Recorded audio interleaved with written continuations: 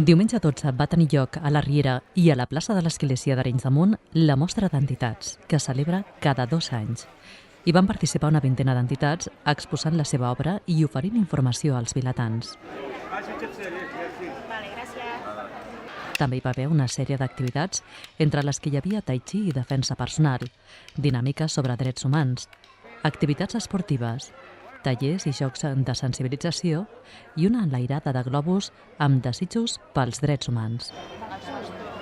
Enguany, la mostra ha comptat amb la col·laboració de Metges del Món, que va fer una xerrada i serà l'entitat beneficiària del que es va recaptar a la fira.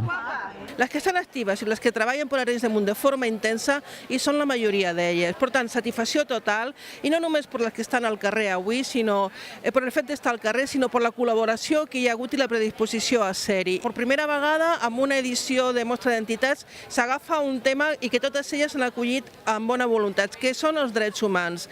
Drets que ens estan vulnerant tant en l'educació, en la cultura, amb el dret d'asil, amb el dret de la llibertat d'expressió, etc. I és molt important que, tot i que ho sabem, que ens conscienciem i que ho fem públic i extensiu i que es visualitzi en el carrer. La mostra va cloure amb una ballada d'un grup de veïns i veïnes vinculats al Pla d'Igualtat de Gènere.